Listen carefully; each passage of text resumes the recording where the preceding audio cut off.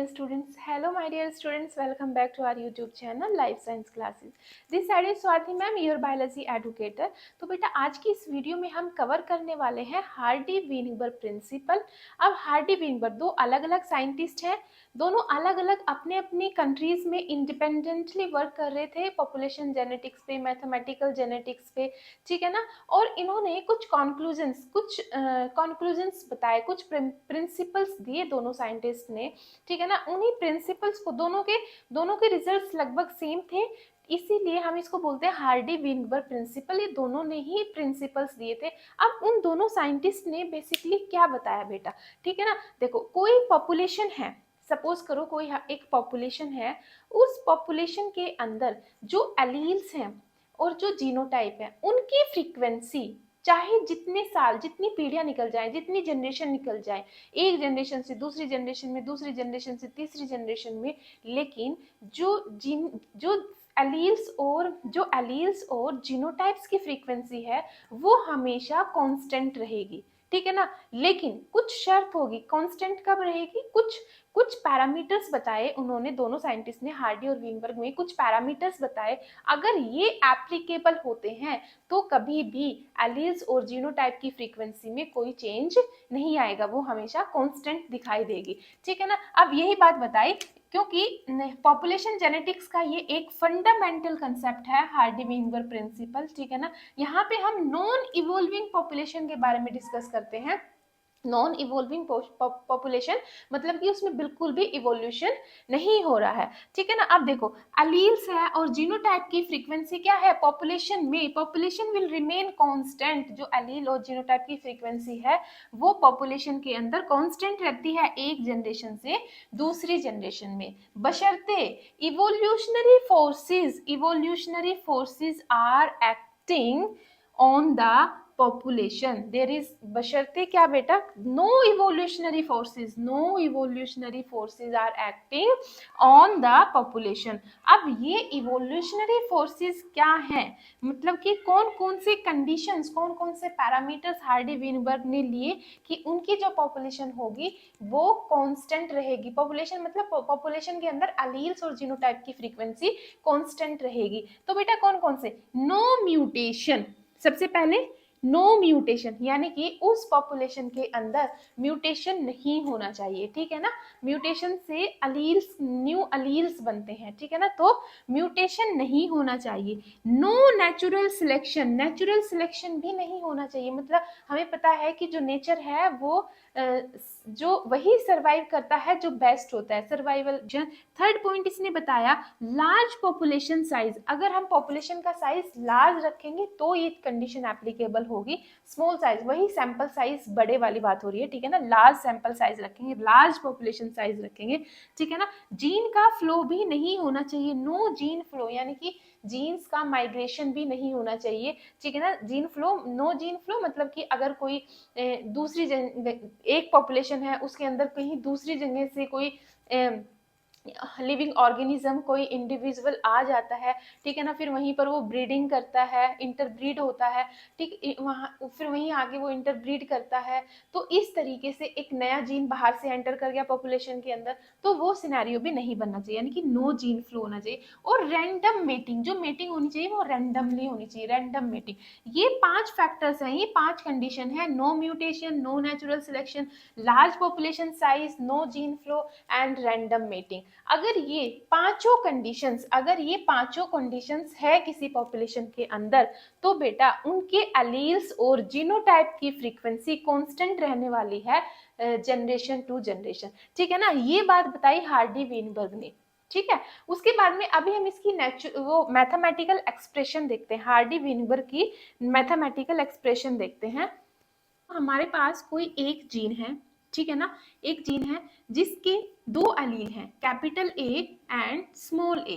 Capital A जो कि हमारा कैसा एलील है?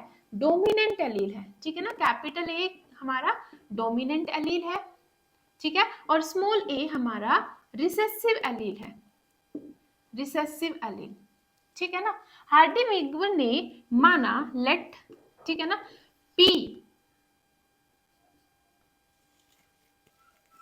इसमें एक एक जीन ली जिस जीन्स के दो एलील्स हैं, capital A and small A. Capital A को हम डोमिनेंट एलील से डिनोट कर रहे हैं और स्मॉल ए को हम रिसेसिव एलील बोल रहे हैं, ठीक है ना। अब कैपिटल जो डोमिनेंट एलील है, जो कैपिटल ए है डोमिनेंट एलील है, उसके फ्रीक्वेंसी को साइंटिस्ट ने पी से डिनोट किया और स्मॉल एलील की फ्रीक्वेंसी को साइंटिस्ट ने क्यू से डिनोट किया, ठीक है ना। और उसके बाद में उन्होंने एक इक्वेशन दी P plus q equal to 1, यानी कि हम इस तरीके से एलील की फ्रीक्वेंसी, किसी भी पॉपुलेशन में एलील की फ्रीक्वेंसी को फाइंड आउट कर सकते हैं। उसके बाद में हमें निकालनी है जीनोटाइप। जीनोटाइप की फ्रीक्वेंसी को हम कैसे निकालेंगे? जीनोटाइप की फ्रीक्वेंसी क्या क्या जीनोटाइप बनेंगे यहाँ पर हमारे? Capital A small and small A. Capital A that is homozygous dominant and this one is homozygous recessive, ठीक है ना। और कैपिटल ए स्मॉल ए, ये वाली कंडीशन हो गई हमारे हेट्रोजाइगस एलील्स की, हेट्रोजाइगस जीनोटाइप, ठीक है ना।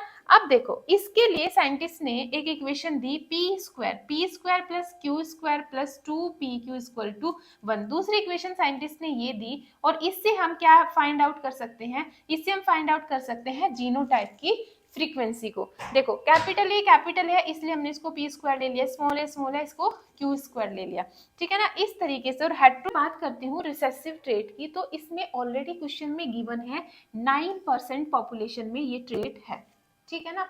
उसके बाद में मेरे को एलील की फ्रीक्वेंसी निकालनी है, रिसेसिव एलील की फ्रीक्वेंसी। रिसेसिव एलील की फ्रीक्वेंसी को हम किससे डिनोट करते हैं? हम क्यू से डिनोट करते हैं, रिसेसिव एलील की फ्रीक्वेंसी को क्यू से डिनोट करते हैं, ठीक है ना। तो क्यू इक्वल टू हमारा क्या हो जाएगा? ओके, ये क्यू स्क्वायर है, यहाँ पे ये क्यू स्क्वायर है, क्यू स्क्वायर इक्वल टू 9%, यानी कि 0.09 क्यू स्क्वायर, ठीक है ना। अब मैं क्यू निकाल रही हूँ तो ये हो जाएगा हमारा रूट 0.09, यानी कि ये आ जाएगा 0.3, ठीक है ना। यानी कि रिसेसिव एलील की फ्रीक्वेंसी कितनी आ गई हमारी? रिसेसिव एलील की फ्रीक्वेंसी यानी कि Q इक्वल टू हमारा कितना आ गया बेटा? 0.3। बात आ रही है समझ में? उसके बाद में हमारे पास में क्या इक्वेशन थी? P plus q equal to 1। अब इसमें वैल्यू अगर हम पुट करते हैं तो हमारे क्या होगा, क्या आएगा? P हमें अब निकालना है, P प्लस क्यू कितना है? 0.3 इक्वल टू 1, यानी कि इससे जो P की वैल्यू आएगी हमारी, P कितना आ जाएगा? 0.7, ठीक है। P कितना आ जाएगा? 0.7, यानी कि हमारे पास अब एलील की फ्रीक्वेंसी आ गई है, यानी कि P इक्वल टू कितना है? 0.7, Q इक्वल टू कितना है? 0.3, ठीक है। P और Q की फ्रीक्वेंसी आ गई है। अब हमें जीनोटाइप निकालना है। एलील फ्रीक्वेंसी तो आ गई ना, allele frequency of this population. अब हमें जीनोटाइप की फ्रीक्वेंसी निकालनी है। अब मैं जीनोटाइप क्या था हमारा? P square, genotype P square और Q स्क्वायर। P स्क्वायर कितना आ जाएगा? 0.49, ठीक है ना। और Q स्क्वायर ऑलरेडी इसने दे ही रखा था, ठीक है ना, 0.09, ठीक है ना। और तीसरा हमारा क्या होता है? 2p, तीसरा जीनोटाइप हेट्रोजाइगस कंडीशन 2pq, यानी कि 2 इंटू 2, p कितना है? 0.7 और q कितना है? 0.3, यानी कि ये कितना आ जाएगा? 0.42, ठीक है ना। अब 0.49, क्यू स्क्वायर हमारा कितना आ गया? क्यू स्क्वायर ऑलरेडी इसमें कितना आ रहा था? 0.09, ठीक है। और 2pq ये कितना आया हमारा? 0.42, ठीक है ना। इस तरीके से अब हमें जीनोटाइप P स्क्वायर किसका जीनोटाइप होता है? कैपिटल ए, ठीक है ना। Q स्क्वायर के लिए स्मॉल ए और 2pq यहाँ पे हमारा आ जाएगा कैपिटल ए और स्मॉल ए। अब इसकी कितनी परसेंटेज है कैपिटल ए की? यानी कि 49%, ये वाला हमारा आ गया 9% जो कि गिवन था, ठीक है ना, और ये हमारा आ गया 42%। इस तरीके से हमने इस पॉपुलेशन में जो ये क्वेश्चन दिया है, इस पॉपुलेशन में रिसेसिव ट्रेट की परसेंटेज दे रखी थी पॉपुलेशन में 9%, लेकिन हमने इस हार्डी विनबर प्रिंसिपल की मैथमेटिकल एक्सप्रेशन की हेल्प से हमने कैलकुलेट किया कि जो डोमिनेंट ट्रेट है उसकी परसेंटेज पॉपुलेशन में 49% है, और जो हेट्रोजाइगस कंडीशन की जो हेट्रोजाइगस जो ट्रेट है उसकी पॉपुलेशन उसकी परसेंटेज पॉपुलेशन में 42% है, ठीक है ना। इस तरीके से हम इस हार्डी विनबर प्रिंसिपल का यूज करते हैं। कुछ डिजीजेस हैं, जेनेटिक डिसऑर्डर्स हैं, जिनको हम जिनकी पॉपुलेशन को कैलकुलेट करने के लिए हम इस प्रिंसिपल का यूज करते हैं, जैसे कि सिकल सेल एनीमिया हो गया, टेसेक डिजीज हो गई, सिस्टिक फाइब्रोसिस हो गया, ठीक है ना। ये कुछ डिजीजेस हैं जिनकी पॉपुलेशन की अगर हमें काउंटिंग करनी होती है तो हम प्रिंसिपल ये हार्डी विनबर प्रिंसिपल का यूज कर सकते हैं, ठीक है ना। मोस्टली ये प्रिंसिपल हमारा पॉपुलेशन जेनेटिक्स में ही यूज होता है, इसीलिए मैंने बोला शुरू में कि ये पॉपुलेशन जेनेटिक्स का एक कोर कंसेप्ट है, एक फंडामेंटल कंसेप्ट है।